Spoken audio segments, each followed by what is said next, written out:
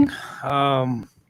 As has been consistent for the last couple of months, it is a unique setup and a unique environment and unique times that are before us right now. So as we continue to adjust, everybody bear with us as we get the hang of everything.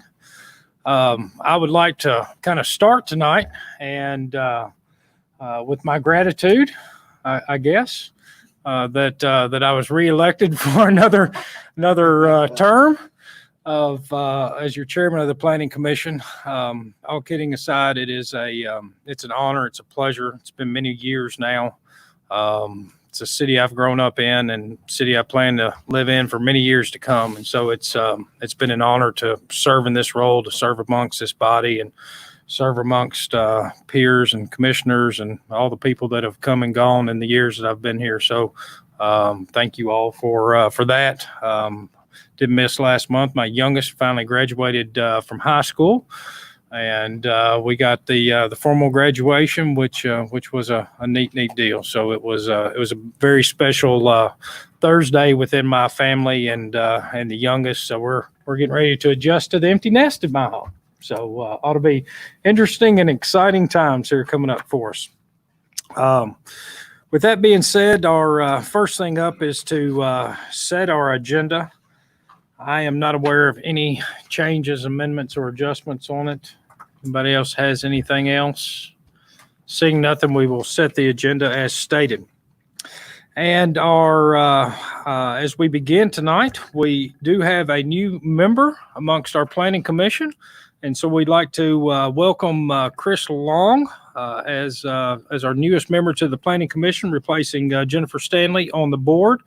And so we often enjoy to put you on the spot immediately and give you some microphone time. So if you want to introduce yourself real quick, Chris, the floor is yours. Well, thank you for having me. I appreciate it. And it's an honor to be here.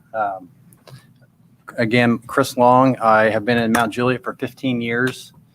Love this city, love living here, moved here from Baltimore, and it was the best transition I could have hoped for. And from day one, this was home. And my kids have been through Mount Juliet Christian and Mount Juliet High School. I've got three now, well, always three, but 26, 24, and soon to be 21. So I'm also almost an empty nester. I am remarried to my wife, Dee Dee, and we've been married just about a year and a half now. So look forward to contributing here and happy to be here. Welcome aboard. We're glad to have you. Glad to have you, and have all of our seats filled is always a great thing. Next item up will be our staff reports. We will start with Ms. Hamblin. The only thing I have to add tonight is to welcome our new member, Chris Long. Thank you. Oh, nice, short, and sweet. Mr. Bowman, anything you wish to add? Nothing additional. Thank you. Thank you so much. Yeah, I know, right? I'll report that Neil Hall is no longer with the city. As of this past Monday, it was his last day. He's decided to join the consulting world again and join Miss Gore in her new firm. So he will be missed. We had a lot of he was a great asset to our team.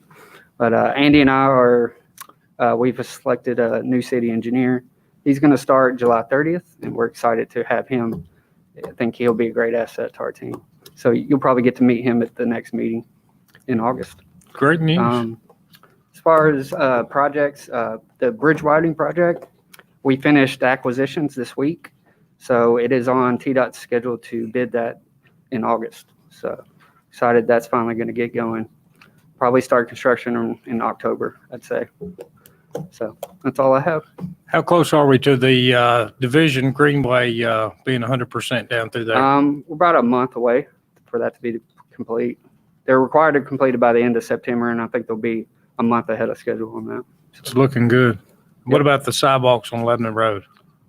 They just recently got started a month or so ago. It'll be complete around January 2021. So they're underway and going. I got to say, so far, that's not as bad as what I initially thought it was going to be. Yeah. Yeah, with just the construction, the closure and traffic and stuff like that, Yeah. it's going to be nice when it is completed up there. Yeah. Yeah, very And nice. if you've been down Belinda Parkway, those sidewalks have been completed now. If you get a chance, go out there and walk those. They're really nice. Also on Woodridge Place and down by LZ Patton, that sidewalk project's been complete now. That is great. Wonderful. All right. Thank you so much. Thank you. Next item on the agenda is citizen comments. Citizens are welcome and encouraged to make comments at any time. And if we have any, come to the microphone, state your name and address for the record. Are we running anybody inside, outside? If we have anybody? Very well. I also want to make the statement on that. We're seeing no citizen comments at this time. Due to the social distancing and COVID, want to make sure that that public comments, want to read this out, public comments on any agenda item or general comments can be made through the city's website at http://www.mountjuliet.citytn@iqm.com/citizens or by emailing jill.johnson@mountjuliet-tn.gov, or you can also call the office at 773-6283 no later than 3:00 on a Thursday, the day before. So if any citizens do wish to share some input but don't feel comfortable coming down to the meeting, but want to make sure that your voice is heard, there are other means other than coming down here in which to express that. As we get citizen comments, every commission member does have a individual email. So if they come to staff, they traditionally get forwarded to us or passed out here at the Planning Commission meeting. So even though we are in some different times, if anyone is watching this at home, it is always encouraged and welcomed by your Planning Commission. With that, we will move on to our first item on the agenda. It's item 2.1, the minutes approval from the Planning Commission regular meeting on June 18th of 2020. Any amendments, adjustments, changes, typos? Anything that we should be aware of?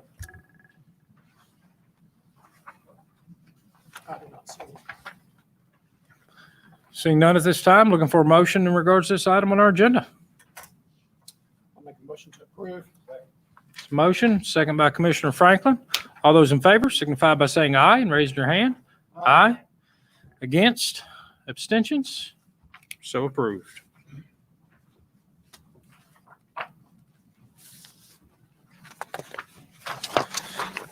Next item on our agenda falls underneath our consent agenda.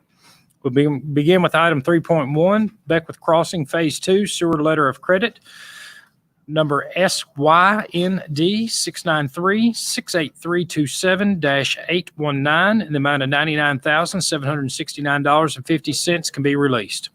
Item 3.2, Kelsey Glenn Phase 4, Section 1 and Phase 4, Section 2 Development Letter of Credit, number SLC 00005143 in the amount of $144,539.73, and SLC 00005207 in the amount of $99,850.30 can be released.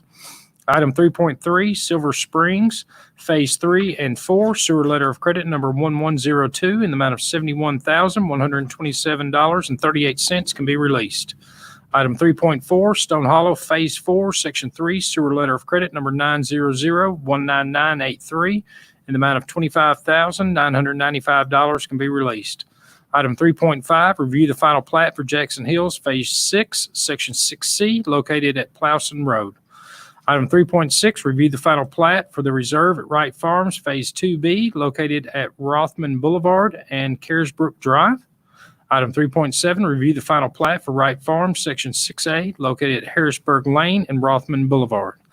Item 3.8, review the site plan for Beckwith Farms, Lot 1, located at Volunteer Boulevard. Ms. Hamlin? Thank you. Staff recommends approval with conditions listed in your staff reports for all of the items.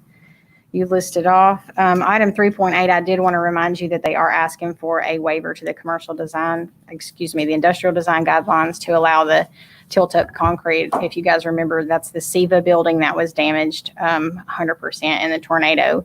So they're asking for it's 20-foot expansion on 3 sides, and they just want to rebuild that just a little bit bigger, but it was outside the realm of what I could approve at staff level. So we asked them to come to you guys for an approval, but it's the exact same construction as approved previously. Very good. So if you do approve it tonight, please make sure to include that in your motion. Very well. Any Public Works comments in regards to consent agenda items?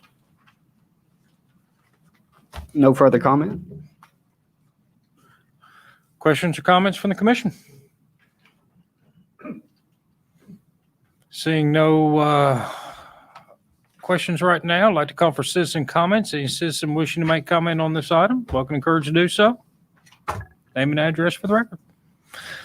Seeing no citizens, for no citizen comments,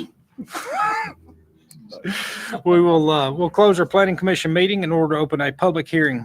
The public hearing is in regards to item 3.5, which is to review the final plat for Jackson Hills Phase 6 and Section 6C located at Plowson Road. Also, item 3.6, review the final plat for the reserve at Wright Farms Phase 2B located at Rothman Boulevard and Caresbrook Drive. Item 3.7, review the final plat for Wright Farms Section 6A located at Harrisburg Lane and Rothman Boulevard. Anyone wishing to make a comment during the public hearing is welcome and encouraged to do so. Please come to the microphone and state your name and address for the record. Seeing no citizen comments at this time, we'll close our public hearing and reopen our planning commission meeting, at which I am looking for a motion in regards to the items on our consent agenda.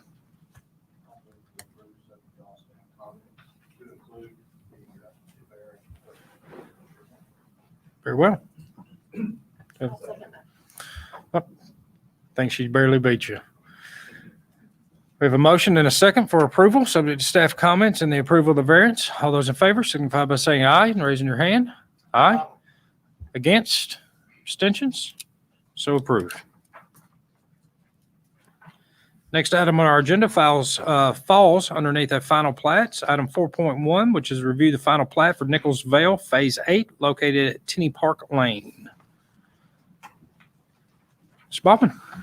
Thank you. Okay, I hope you can hear me with this thing on. I'll try to speak loud. This is Nichols Vale Phase 8, and it's for 37 single-family lots. It's on just about 11 acres. In your staff report, you'll see that there's a number of conditions and a recommendation of approval. That might have been somewhat optimistic. There's an easement that runs. If you look at the plat, you've seen where this exists. And this has kind of been going through our process maybe for a couple of months now.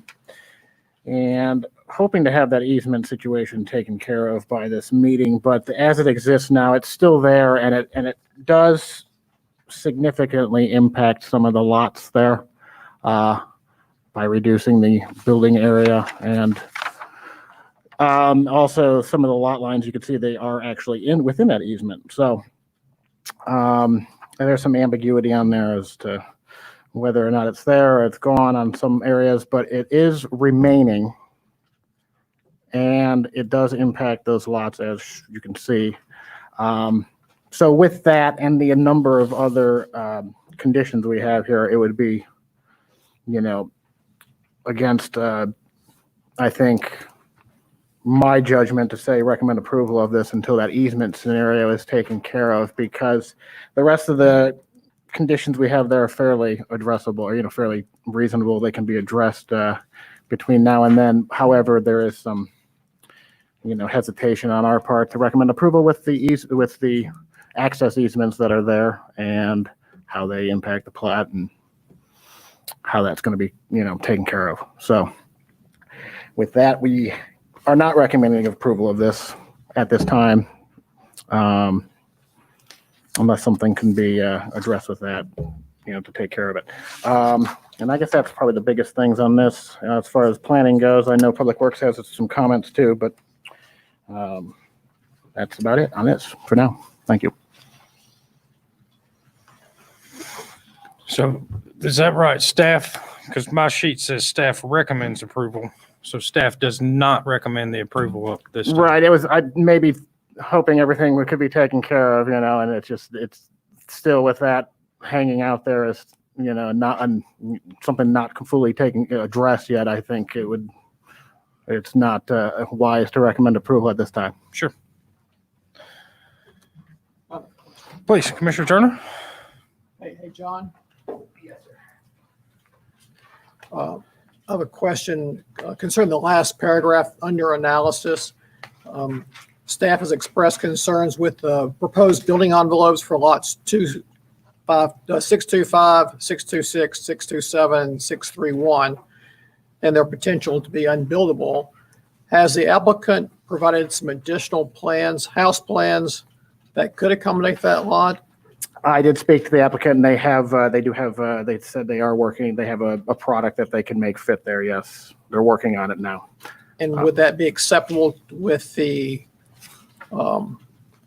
approval that we've already given them for their building designs? And It would be fine, if it works, if it meets all of our other requirements, if it can fit.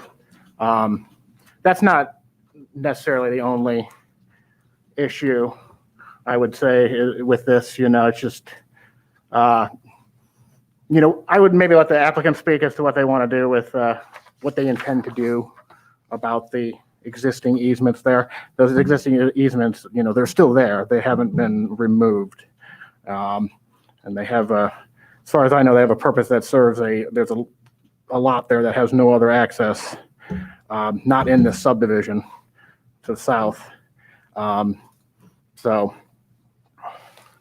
so would they come to you with those plans before they build them or propose to build them? Not typically, they wouldn't. No. We wouldn't look, it would just be like any other subdivision. Okay. It would just be something that would have to fit on that lot. I don't know what it looks like yet, but if they can design something that would fit there. Okay, thank you. Yeah, maybe the representation can share with us a little bit more about that. Let's go ahead and ask for representation. Come on to the microphone. Yeah. Name and address for the record, please. Good evening. I'm Chris Cowan. I'm here on behalf of LH Nicholasville. Address is 800 High Point Ridge Road, Franklin, Tennessee. As John said, the plat does contain an existing easement that has always been there. We had previously we have inquired about vacating it. So there has been conversation about that. It's been unsuccessful to date. That is our desired outcome, would be to work out an agreement with the group that the easement is in favor of, to have it vacated. And if that was successful, we would come back to Planning Commission with a revised plat or a resurvey of lots 625, 626, 27, and 31. That would remove the easement. That's our first option. As we sit today, if the plat were approved, we understand that those lots are encumbered by that easement, and we would have to provide a set of building plans that were in compliance with the codes department to be able to fit on those lots. So I don't think there's anything that could go on there without the approval of the city. Can you speak up a little bit? I'm sorry. I'm having a hard time understanding you. Okay. I'll start over. We're still representing the easement there. The easement is still exists, and primarily, I think for some of staff's concerns, has a significant impact on lots 625, 26, 27, and 31. It's our desire to work out an agreement with the owners of the easement to vacate that. We've been unsuccessful to date on that. But that's still, the path we are seeking. As we work through as we've worked through the process with the city and completed the infrastructure work in the field, we decided to go ahead and present the plat for approval, knowing that those lots are affected by this easement. If we were to develop a set of plans to fit on those lots, they would come before codes and have to be in compliance with city of Mount Juliet regulations, both, all building codes, square footages, everything related to the PUD that's been previously approved. So we're asking today for approval, knowing that those lots do have that easement encumbrance on them. And if we're successful in having that easement vacated at a future date, we'd come back to the commission and request a resurvey of those lots showing that the easement's removed. And if that's not in the, if that doesn't happen, then options would be to design house plans to accommodate them that met all the codes and regulations, or potentially, another option that we looked at was combining some of those lots to provide a larger building envelope. What are the side setbacks requirements in this PUD? 5 foot each side. Yeah. So if I'm looking right, that's about, if you went by that easement line, you're working with about 28 feet. So you'd be basically an 18-foot house, something right there. That is, that's an option. It's not our desired option. Tall skinnies. Tall skinnies, which I don't think that we allow. So that's a pretty easy one right there. I guess this question is more back for staff. Can we approve the final plat to allow them to keep going and just pull the lots in question out of the approval of it? And just deem them unbuildable until something's resolved? We could do that, right? I thought that we could. So you could go forward and just pull specific lots out. That way you don't even have to worry about the permit. Then if the easement issue gets back in, or find a way to proceed or replat and make them bigger lots, you still come back before us one way or the other, if I'm correct in that. That is correct, and that would actually be our preference to keep, if we were able to keep this plat moving forward in the process, is to deem those lots not buildable. I think that's a good solution for everybody involved. It gets their infrastructure, and they can start selling lots, and makes us be a little more comfortable with what's going on, because those are significantly impacted by that easement. Sure. And I just don't see how they would be buildable at this time. Thank you. Commissioner Franklin? This is an old right-of-way to another piece of property that wasn't conveyed along with the property when it was purchased. So another landowner has this right of entry. Would this easement, if it's not vacated, cut off the ability to use that cul-de-sac totally? Does the easement run across that? I think since it's an easement. Maybe I'm looking at it wrong. It actually does go through the cul-de-sac, but since it is an easement, an Okay. access easement, I still feel like that would allow the use of the cul-de-sac. So you're not, you're comfortable with 630, 29, 28, they're okay. So we can get to those lots. Mhm. I am uncomfortable with them calling it open space, which we would ask that they remove that reference. But I'm okay. An easement is simply that. That grants somebody access, and I believe that would be access for these guys also. So they couldn't stop the road across, even though it doesn't give access to their property. Their easement is access to their property. In my opinion, I believe that they have access to that, to build that cul-de-sac through the easement, but Gino may want to weigh in on that as well. Mr. Marchetti? I haven't reviewed the easement, but an easement is an encumbrance on the land, and you can't interfere. Oh, We have to have attorneys on record. I haven't reviewed the specific easement, but an easement is an encumbrance on the land, and if someone else owns that easement, they can restrict access across that easement. So the owner of the easement they could build this road, and then the owner of the easement could put a barrier up right there and smile at them Exactly. if they really wanted They to. could say, you can't come across my easement. But usually these easements are drawn so that they're general for everybody to access and use. And that would be my guess with this one, to be perfectly honest. Oops. So it sounds like if we decided to approve the final plat, that you just need to include non-buildable for everything at the end of that cul-de-sac. Because technically, it still doesn't create anything. It creates a hammerhead right there to which, even if they stopped at the easement, you put a sign for future development. And you've got 2 lots on a end right there, as long as that, if they just built the hammerhead and didn't complete the roundabout, and the plat shows additional room for expansion, they would, underneath our ordinance, they would have to put a sign that says open to future development. Is that correct, Jennifer? They would have to. They would have to, if they just built the hammerhead, which would give them access for 624 and 632. And then figure out everything else at the end of the cul-de-sac through this easement. Come back in and then deem them buildable at planning commission and re-record this final plat again. Okay. So let's get thoughts on that. Is it something that you want to go ahead and proceed with, or do you want to defer and get that thing worked out? I think the easement issue, who knows how long it takes to work that out. So we'd certainly like to try and figure a way to keep the plat moving tonight as best we can.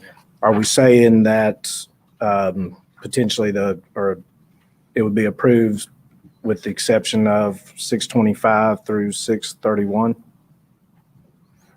If I were to make a recommendation, that's basically what I'd be saying. You're welcome to build your infrastructure. Oh, it's I just built. don't, yeah. But I just don't want to put a homeowner down there at the end of it that runs the risk that John Doe can come in there and put a barricade across it, and there's nothing that this homeowner can do. Toll road. Yeah, toll road. Yeah. No, certainly understand that. We've got the easement document. It's fairly nondescript. So that's one of the things we've struggled with is what exactly, what rights does each party have? And part of the easement is, as was in favor of us, we own a piece of the property that it was in favor of. So I think that would be an option. I don't know if we were able to, if we were to provide the easement document and city attorney were to look at it, if that might free up the coming across to get to open up 628, 629, and 630, the ones that aren't challenged by the easement or encumbered.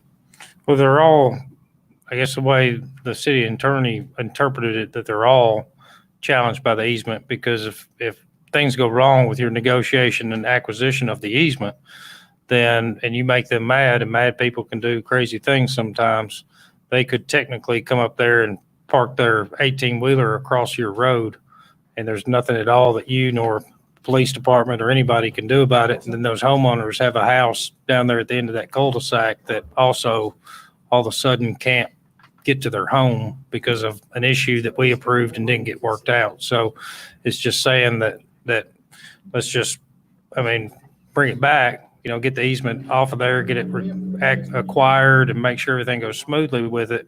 I think you got something that can be approved, but Yeah, I think we're runs a risk that we could put a homeowner in a very compromised situation if things all of a sudden took some kind of an ugly turn. No, we understand, and I think that we'd be fine with that, with the approval, with the exception of 625 through 631. Okay. Thoughts, questions, discussion? Please, Let me say, please. this passes and you go on. I don't know how long, like you said, it's going to take you to take care of this, which should have been taken care of a long time ago. Somebody on your end or somebody's end failed.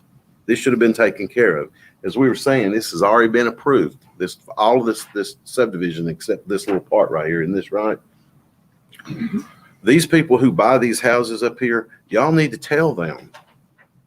Because what Luke said, that they could drive a truck right there and park it. You need to tell them that that's not approved yet when you get to that place, if it's not approved. Because people needs to know that. I understand. If we approved it, what we do is just deem 625 through 631 unbuildable. Yeah, but they need to know that because look, somebody, like you said, put a truck across there. Well, he couldn't, well, if we deemed them unbuildable, they wouldn't be able to do anything with them, period. Nobody I'm can buy talking them. about the right of way. Oh, yeah. Well, until they got the right of way worked out and they resubmitted for this for a final Yeah, plat. and I understand, but I'm saying that until they do, and those houses that's going to buy Oh, yeah. going up, they're going to call it a cul-de-sac. And it's not really an approved cul-de-sac until that gets done. Yeah.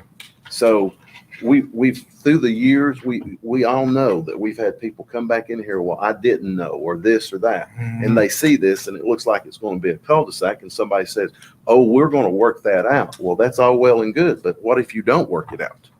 So these people needs to know, whoever buys when this comes up to it, or that kind of thing, because it may not be. It's 624 and 632. Yeah, period. Because in actuality, until they can, we vote this for dead lots, unbuildable lots, then that's at the end where that is. So look at it and it's just a street going up through there. And if he didn't want to, there's no place to turn around. It's like over in my subdivision where a street will just end. And what do? You have to back up and hit somebody's curb or do in the new area or go in their yard or something. That's just, and people that don't know and they're driving up through there, that's exactly what we've all done that. Yeah. We all still do that. That's just, but so it's, this should have been found before now. There's going to be a lot of realtors drive through that cul-de-sac wanting to buy those lots endlessly. So, but there are things he could do. If you have provided access to that property by a public road, So you can actually petition the court, and you can do a swap of a right of access easement if you can prove to the court that you've actually done that. There's ways around this. It's can be time consuming and expensive legally. yeah, and that's still our desire. And if you look on the second page of the plat, in between lot 617 and 618, we did provide an access to the properties so as to, and I wasn't here when this PUD was approved, but it's my understanding that a lot of the conversations that Mr. Giles just referenced occurred then. And so provisions were made to provide access to the property to the south in between 617 and 618 based on, back during the PUD approval process.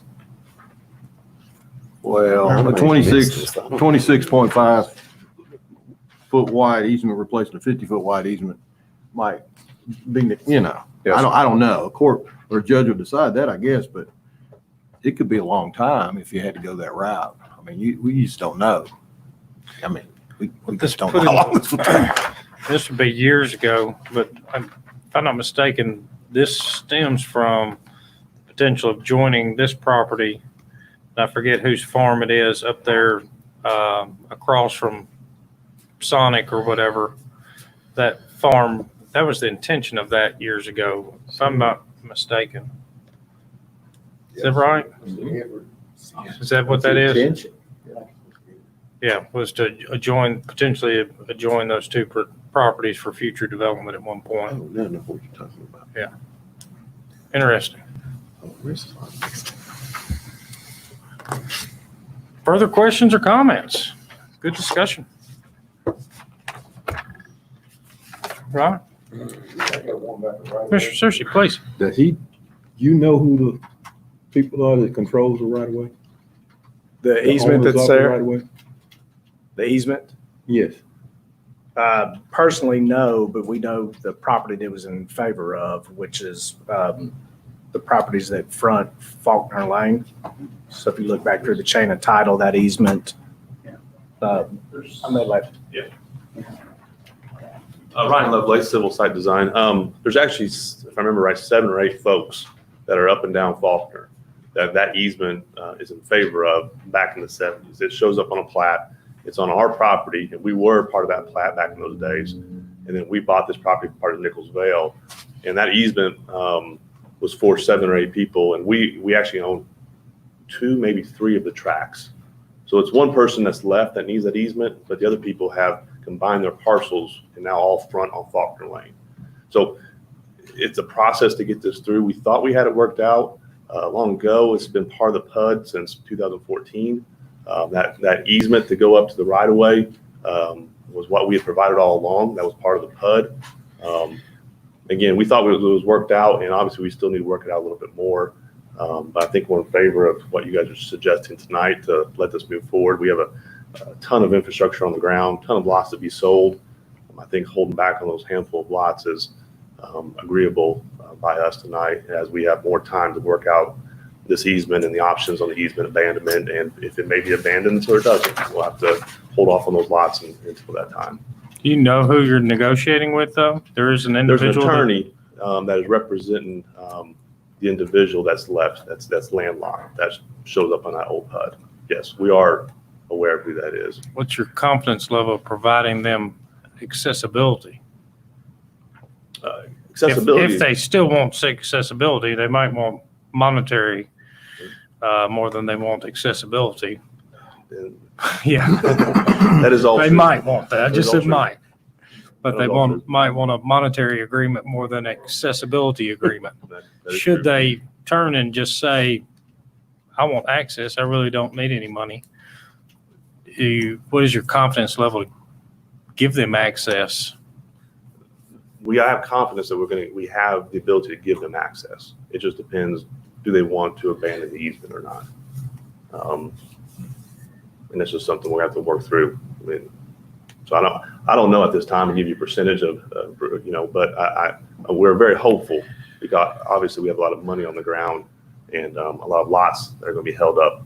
So it's worth it for us to really work through this to get this abandoned or rerouted or something. It's a mess. That's a good one. I have a question, Yes, sir. Ryan. How long have you been working on this to get this easement taken care of? Again, it's been on the PUDs since 2014. It was our understanding that it was worked out. However, in the last, probably 3-4 months, we were informed that the neighbors do not feel like it's been worked out, this one person. And we've been trying to have conversations with that person and their attorney to talk through it. But at this moment, we have not had success yet getting to a table to sit down and negotiate if there is a negotiation. So again, we thought it was worked out long ago. Right. Yes, sir. I did not remember this from 2014. And apparently we went on and approved it, and I assume that you're saying that there was discussion about it, correct? Yes, sir. And I also assume that you're saying that we approved it because we thought y'all had it worked out. We thought that during that preliminary PUD, it was going to get worked out. So we were probably told that it was because you believed you was, not deceptively, but you called it. We thought we. Here's a prime example, okay? And I want to, in my opinion, we need to make sure that when we have something that comes in like this is very similar to, and I get so tired of this, when these motels come in and stuff, and they say, oh, we've got it worked out with this nearby business, and we can use their parking and all this. And what we've said is we want to see the contract. We want to see that in writing. And this is the same example, so that we don't have to deal with this 5 years up the road, or if there's a new commission or something and they didn't have. So I would suggest, and it's not just y'all, it's everybody that comes in here, and as our staff, we need to make sure that we see this stuff in writing. When we're told it's worked out, we got it worked out, or it's pending until we do see it. And then we don't have to do it to finished product. Just a suggestion. I agree. And sorry, I don't remember this. No, I don't either. Further discussion, questions, comments? So the last Commissioner thing is, Mr. Chairman, when you're talking about a hammerhead, what are you talking about? Can you describe that to me? Basically, what I was just saying is, as Ms. Hamlin stated, that the road is already in as a cul-de-sac. But should they block it off, decide it doesn't go, they don't want it, and they put that 18-wheeler across there and stop it because it's theirs, they own it, they can do what they want to and park that there, that it just becomes a stub, as Commissioner Giles was saying. Hammerhead, just meaning it's just a stub. It's not a cul-de-sac. And I was just looking at it from the standpoint that, So it still doesn't create any kind of variances by it being a hammerhead or a stub right there. It just basically becomes like any subdivision that's designed to adjoin a large parcel of land. Future, got to post a sign according to our ordinance and say future development. Is this cul-de-sac on Montrose Drive, is it paved from Watermark Way down to the cul-de-sac? The road is already paved. The road is already there. So basically you'll have a cul-de-sac already ready to be used with just 632 and 624 accessing it for now. They did want me to remind you guys that the easement also is in favor of them as part of the original property owners in the 70s. So it would be difficult for somebody to say that they couldn't access because the easement goes with the property owner and they are included in that parcel as originally improved in that easement. So it would be difficult for somebody to park a semi and block them from using their own easement. Yeah. If I may, also, the Hammerhead question, Watermark Way actually goes to the right off this page, loops all the way back into Nichols Vale. It connects to all the other asphalt roads out there. So you see this one sheet, but there's actually a huge loop in Nichols Vale. It's all one big subdivision now. Yeah, this is, It's all There built too. you go. it's one of the few, It's wrapping up. it's one of the few final plats I'd say it'd be helpful to see the full plat on. Yeah. Wish I got a snapshot of that because it's just a little bitty corner of it. Commissioner Franklin? I'm good with voting to approve everything short of these 7 lots moving forward. I'm pretty confident that 7 buildable lots with built infrastructure in front of them in Mount Juliet ought to provide enough incentive to clear this thing up. I mean, this isn't all that rare. I mean, it just usually doesn't make it to the final plat.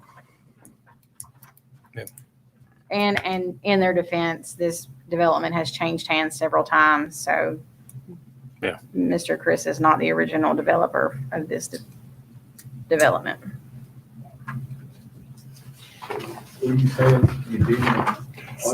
Yeah, I would for now, but I mean, I've got every confidence they're gonna work this out. I'd be willing to bet. Not that we do that here, but I'm pretty sure we do. Would you sign a contract showing that? I wouldn't buy lot 629 right now, but I'm pretty confident they're gonna get this worked out.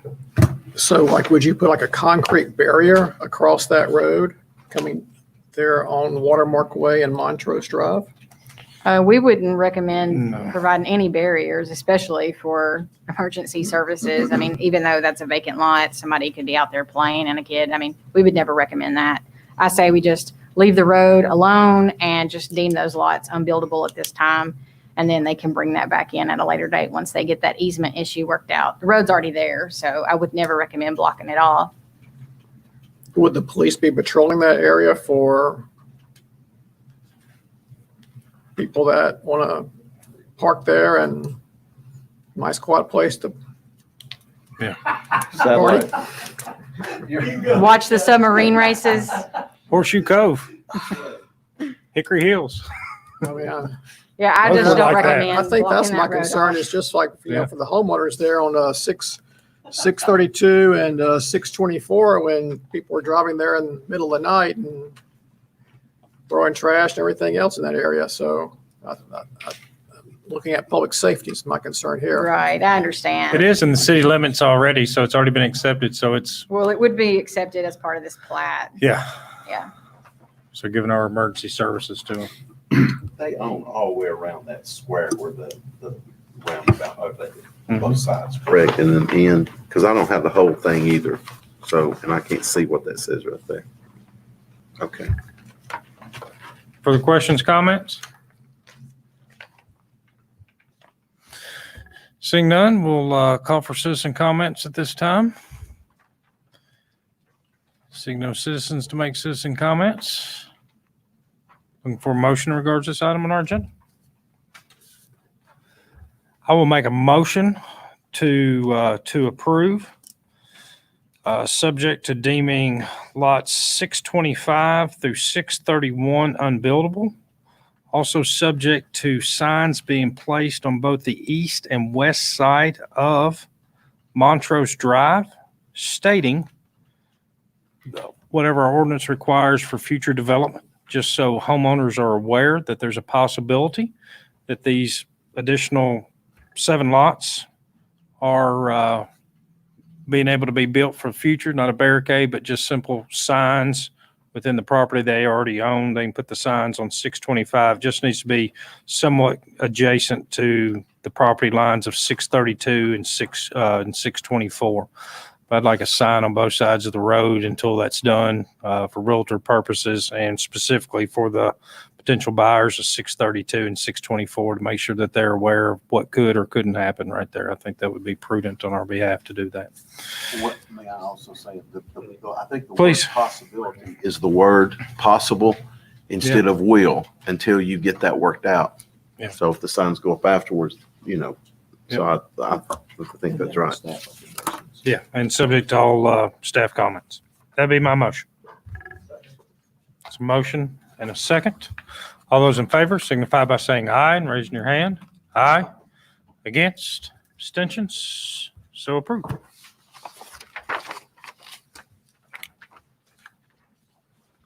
I Oh, I'm so sorry. must apologize.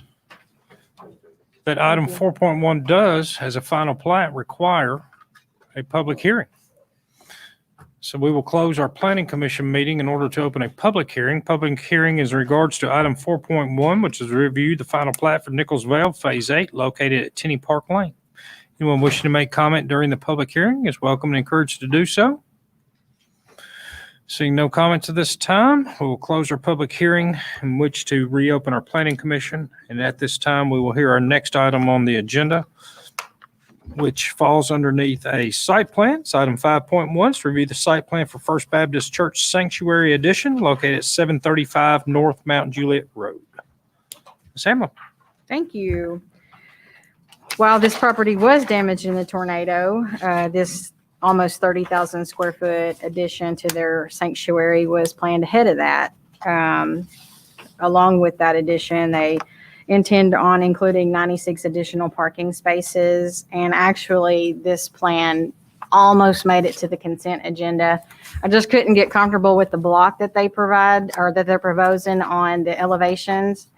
And Mr. Haddock's just got a sample of that tonight for you guys to look at. Pending that, staff recommends approval with our conditions listed.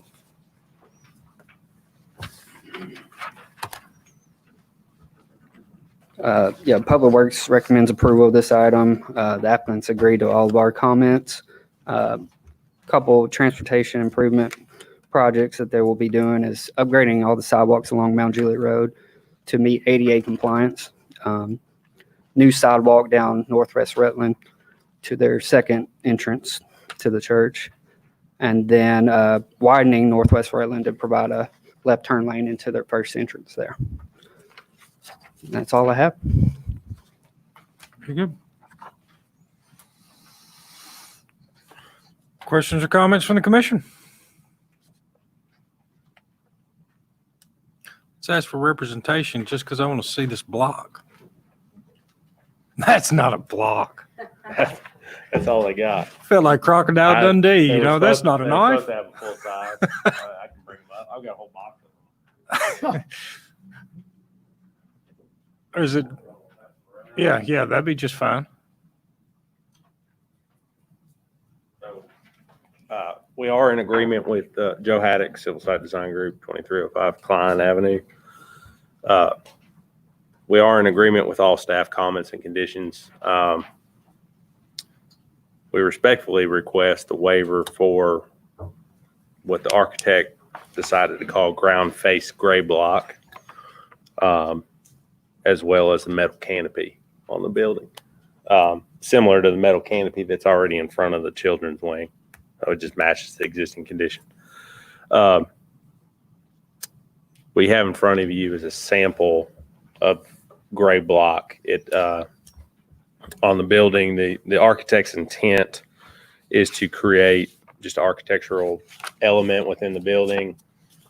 You have it on the north, west, and south facades The difference between, we've seen this product presented to you in the past that's been a concrete product, right? More concrete in it. This stone, I'm going to call it a manufactured stone, which would be allowed if it looked like stone. It's granite and marble that make that up.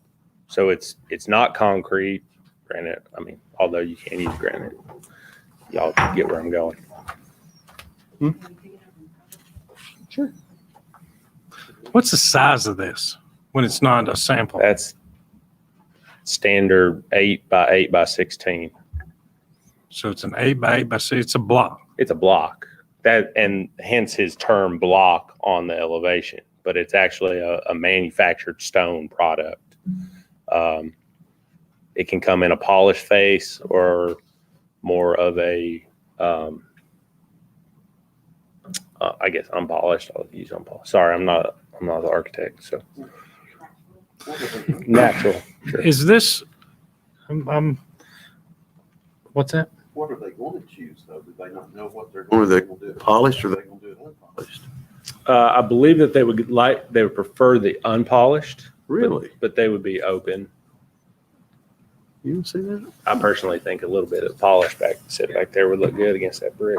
But That's what I was going to ask. Is What do I just not being familiar with the product is I forget the term of the word when it gets the efflorescence. yes, Old Castle is telling me this product does not do that. really. They That's a make big- it and sell it, so take that for. And I gotta guess if believe the 'em. church gets comfortable with it, I mean that's kind of Right. up to them. Looks And like a lot of and pressure y'all- washing. Y'all have seen the elevation, so it's on the front. You'll see it on each side of the new entrance or expansion. On the south facade, I'm not sure anybody's ever going to see it unless you're standing out on Northwest Rutland looking at the building, because I think Southern Bank's going to prohibit the view. And then as you're coming southbound past the middle school, you're about 450 to 500 feet away from where it is out on Mount Juliet Road. So we appreciate staff working with us on this. They would like to go with this. They feel it adds a good architectural element to the building. Compliments their new sign. It does. Their new sign is very nice. It does. I think Matt mentioned we are also relocating the entrance drive to Mount Juliet Road with this project. So it will line up with the new sanctuary addition. So as you come in, you're looking right at the sanctuary instead of you come in currently, you wind down around that pond. So intent right now is to get rid of the pond. Commissioner Turner, please. So you've showed us two different samples. Is that just a sample of what it looks like, or is that the two different colors that they have? They also could not provide me with a direct color of what it would be. They do have a picture on the elevation. This one looks like it, along with the gray, it looks like it has a little bit more tan mixed in with it. And so that's what it's labeled here as ground face gray block. Yes, sir. Two areas That's correct. on the opposite side of the cross. And then there's brick below that. Yes. And then stone below that. I don't see the driveway. How far south are you going to move that driveway? Approximately 200 feet. Yeah, it wasn't. And I'm in agreement with the metal awning because that's what you currently have now there over the children's building. And so I think it would just be a nice continuation. Yes, sir. It's on C 1.00, Commissioner I Jones. see it now. 2.00? 1.00. That's on 2 as well. Yeah. Oh, yeah. Second.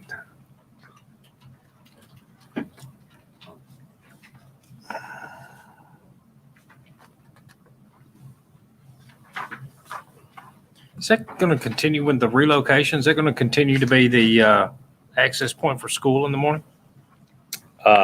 Yes, as of right now. Get enough We- queuing to get them out? yeah, the thought right now and how they currently operate is they actually loop through the parking lot that's there.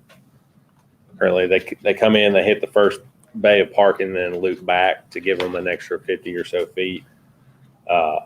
Mr. White and Mr. Barlow and myself have been looking at that to address the stacking. Ms. Hamlin just reminded me, one thought with our southern bank widened, Rutland down to the end of their property, we're picking that up, making another lane for a left-hand turn into the site. So one thought would be traffic for the elementary school would loop back through and come out at the new signal. High school traffic drops off in the back of the building across the creek and then would loop back up to the new entrance on Mount Juliet Road, which historically the school has provided a crossing guard at that location during pickup drop-off hours. Well, that's a good point, Mr. Chairman, because if you have that right turn lane, you only have just a few feet for that right turn lane on the exit. Don't they also use a crossing guard during services on Sundays? They do. Do they? Try to avoid that area usually around that time. I don't go to work that early. Yeah. Further thoughts, questions, comments, discussion? That being said, thank you. We'll call for citizen comments regards this item on the agenda. Any citizens wishing to make comment? Seeing no citizens at this time, I'll be looking for a motion in regards to this item on our agenda. I'll make a motion for approval. Subject to staff comments. And with the block as proposed. And with the block. And is with the proposed. block, as- Yeah. and as well as the canopy waiver, metal canopy waiver. As well as the metal canopy waiver. Yes, the Yes. metal canopy. Thank Yes, you. waiver. Mhm. Commissioner Franklin, your second stands. Got a motion and a second. All those in favor signify by saying aye and raising your hand. Aye. Against? Abstentions? So approved. Next item up on our agenda is a recommendation item back to the Board of Commissioners. Falls underneath a zoning ordinance amendment. It is to review the zoning ordinance amendment for Article, was that 6? Commercial District Regulations, Section 6-102, Use and Structures, Table 6-102A, to include transient habitation for CTC, Commercial Town Center zoning districts, with PUD overlay and Section 6-103.3 height requirements, to add transient habitation to the list of height exempted commercial structures within half a mile of the Music City Star Station. Ms. Hamlin? Thank you. As you stated, this is an ordinance to allow transient habitation, or also known as hotels, within the commercial town district zoning classification. We've been approached by several developers for Town Center, especially just across the street in conjunction with possibly the Christmas Place. And considering the broad uses that's allowed in other zoning classifications that would currently permit transient habitation, I just felt like it might be to our benefit to allow that in a more commercial town center setting, along with the PUD overlay. So that would give us a little bit more control. And I believe that we could also control the type of hotel it is by limiting it to 4 stories in height. Very well. Questions? Please. Does this include hostel? You know what it's That called? would be included in transient habitation. Mm. It's broad.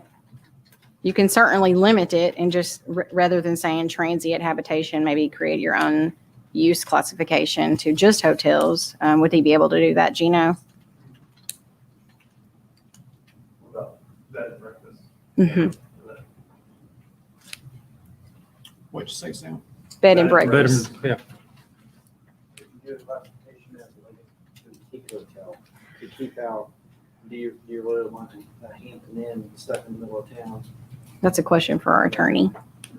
I didn't think so. That's what he That answer was no, that is an equal protection issue. Get that on the microphone. The answer is no. It's an equal protection issue. Which means they can Was do that it. no? Yeah. Yeah. There's an echo in the room. I've got As long as they put them- do their road. one question for Mr. Marchetti as well, would be that I can think of some parcels that would be conducive to this, and I can think of some parcels that lie within a half a mile that I personally could not be excited about seeing something like this. So if they came before us, we're requiring it to be underneath a PUD. So if they came before us underneath a PUD, can we technically, even though they meet the requirements, can we technically turn it down because I don't like the color green? You would have to have some reason that's not arbitrary and capricious, but public health, safety, traffic, exactly would fall within safety. Aesthetics, and the design, they'd still have to meet all our building requirements, et cetera, parking requirements, ingress, egress, all those sorts of things. So for us to turn it down, we would have to have a A valid valid reason reason. in which to do so. If we allowed this, Jennifer, would this be, I guess, if it were a hotel or a bed and breakfast, as Commissioner Parnell said, they would be required to then meet our same requirements of meeting space, breakfast. Yes, sir, unless they asked for a variance to that freestanding ordinance, and I'm not even sure if you can. Gino, can you ask for no, so they would have to meet that requirement. So, I mean, that will really reduce the number of hotels I think that we would be getting. I understand this is a very advantageous ordinance, but I think it would provide great opportunities for the city here in Town Center and other neighborhood services throughout the city. And I know that I don't think you do anything with the beer board, but what's the distance to be able to serve alcohol? Do you know what that is? I believe from a church, school, or, I thought it was 100 feet. It's either 100 or 500 feet from door to door. That's governed by door to door. Yeah, it's not. Front door to property line, front it's door. to Yeah, not lot to lot. It's front door to front door.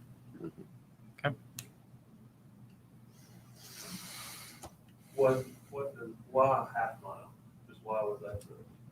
That's always been in there. We didn't change that. Okay. That was really just to keep that height requirement within that town center district, but we didn't change that. We just literally added transient habitation to the existing ordinance there. Okay. You certainly wouldn't want a 4-story building next to Witt's, for example. That would really tower over it. So it's just limiting that to this town center here. But you could on the Everett property next to Witt's. You probably could. It's probably within 1,000 feet. You could pop you a hotel right there. But you couldn't put a Hampton Inn right there. If they No? wanted to meet our regulations, yeah, they could. I can't imagine a 4-story Hampton Inn. It wouldn't be profitable for them unless it was really short and wide. They have to have a certain amount of rooms to make themselves profitable. I really do feel like this would limit it to a boutique style establishment. We just can't call it that, as Mr. Marchetti stated. We've also had interest around the lake area too, which I wouldn't feel comfortable given a thoroughfare commercial type land use or Yeah. those supporting zoning classifications. And I really think this would help in that area as well. Not for a hotel per se, but other types of transient habitation. I'm just thinking out loud, if you could, because I agree, especially with the Christmas store coming in. I mean, to bring more people into our core central city is an attractive opportunity. And whenever you get an investment like that, you want to make sure that you have complementary businesses surrounding as such that just increase the longevity, hopefully, Right, of and all it's of like them. hardly any impact to the city for somebody staying in a hotel besides the traffic that they cause. We're not having to provide a school for them or Yeah. those types of services. They're here to spend their money in our city and make their way back home. I guess one of my thoughts though is with enough money, there's people are brave enough to do a lot of things, just like running 18-wheelers on crossroads just to prove a point. The possibility of limiting the number of rooms or limiting the number of beds that would make it more conducive to, as Commissioner Parnell said, to say that underneath this, maximum of 20 rooms as a round number. And I don't know that 20 is a good number on that, but that kind of helps you to make it more boutique A smaller scale. on a smaller scale. But then at the same time, you limit it to 20 rooms and then meet our ordinance for the open space and the common breakfast. That's also a good way to lose money really quick as well. It's a great way to run them out of here. It is a great way to run them out of here. Yeah, it wouldn't be profitable That is for them. And Commissioner Franklin? I assume that the old industrial core center of town is within a half a mile. And this could be an opportunity to redevelop some of that. Some of it's. I would give anything to rezone the entire industrial drive to commercial town center. That would like be a dream come true for me as a planner because it's time for that. And this would be an appealing place. I mean, it would be good access, would be fairly close. Great access to Golden Bear right there. And yeah, I'm with you. Thoughts, discussion? Let's go ahead and get rid of my citizen comment statement. So anyone wishing to make citizen comments are welcome to do so. Please. Right. Name and address for the record. Yes, sir. My name is Vince King. I live at 24 4th Avenue, right across the road. I just wanted to mainly find out where this was coming from, what was generating this need to amend this ordinance, which Jennifer's gladly explained for us. I just want to make a comment that there's been a lot of word going around that there's probably going to be a hotel built across the street over here with Santa Claus. The citizens that live, I can't speak for all of them, but I know a lot of them that live right across the street over here on 4th, Caldwell, so on and so forth. We don't want it. We don't want to see it. We're not interested in a hotel exiting or doing anything over here on Caldwell. And we know that that is a possibility when all this is said and done. So that's just coming from the people that live across the street over here and the rumors or hearsay that's going on with what could happen with this piece of property over here. Thank you. Thank you. Thank you for coming out.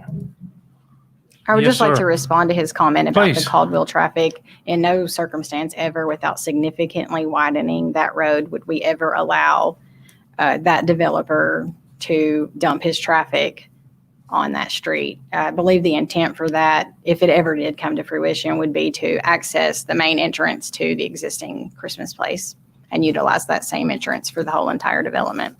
Could we add a comment to this that says that that within the PUD, that no access to be on a residential collector?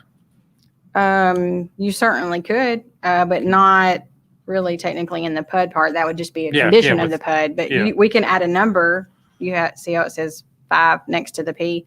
We can create a new number and state Maybe that. just, Or you could just address it during the PUD approval. If it ever even happens, this Yeah. could just be for nothing. But I would certainly like for us to be prepared for it if it is the case. and then if something like that were to abut residential, they would automatically kick in our highest buffer. Correct.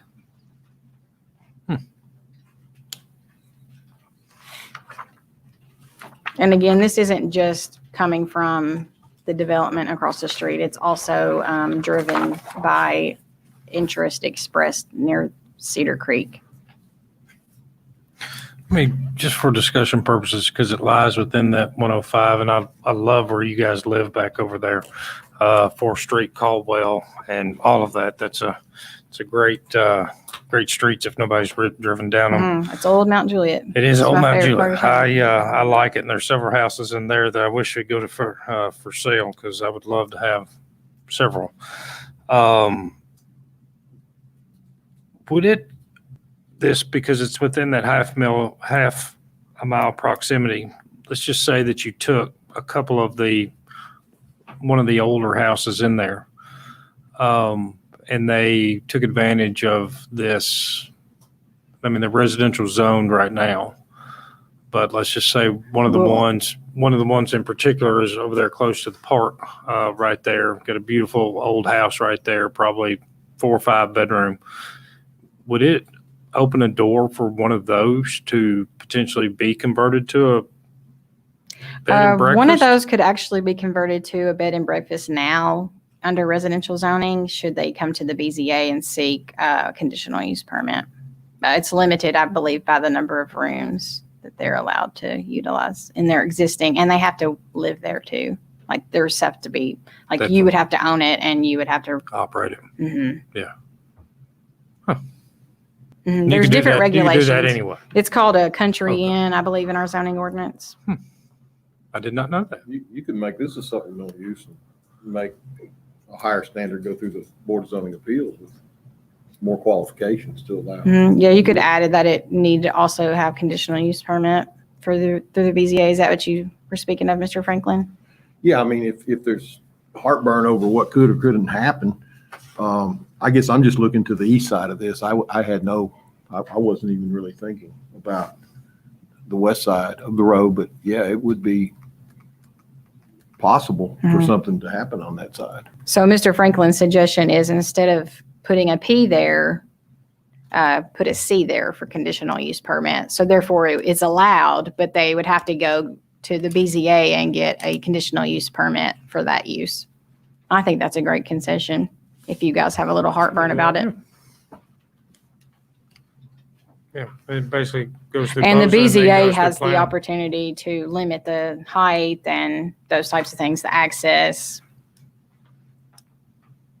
even beyond what the PUD, before it even comes in as a PUD. I hear some of those BZA members are tough too. They are. They've been here for a really long time, but I don't think Larry's listening. He's always listening. He's always listening. All right. No comment. Further questions or comments? That being said, looking for a recommendation in regards to this item on the agenda. And as a note, this is a recommendation item from the Planning Commission back to the Board of Commissioners. So ultimately, the Board of Commissioners is who would have the final say on this, just to make sure you guys are aware. And just so you know, sir, the 27th is when it'll go before first reading, if you want to come back and speak.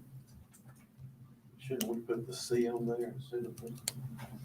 We could, as your part of your recommendation, I yeah. thought you were just saying, okay. Yeah, I'm looking for someone to make a recommendation.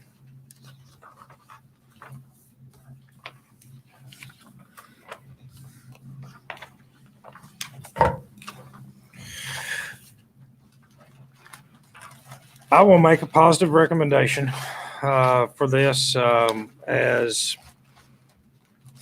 underneath the comment table 6-102A should be amended by adding a C, meaning it's a conditional use underneath this. I can, how can I put in no access to a residential collector? You can just make that recommendation that we add that to the ordinance and I'll work it out. I'd like to make a recommendation that be added within the ordinance, that no accessibility on any residential collectors, which prohibits, should I call them a collector or residential street in Right, general? but Okay. then would Saundersville Road be considered a residential collector? That's more of a community collector, I'd say. Okay. But I don't know if we can see you. I don't know, half a mile. Can we maybe address that at Sure. the PUD level? Because that might interfere with another project that I'm reviewing right now. Fine with that. Yeah, we can look at it during the PUD. Okay. I think it would be better served to address it during the PUD anyways. And also, staff would never allow that or recommend that anyways. I mean, I just can't imagine Matt ever allowing Yeah. a hotel establishment to dump out on Caldwell. It's like a 1.5 car road right now. It would be extremely dangerous, and our intention is to keep our citizens safe. So I think that's something that we should look at on a case-by-case basis. That would be then my positive recommendation So your motion is for the conditional.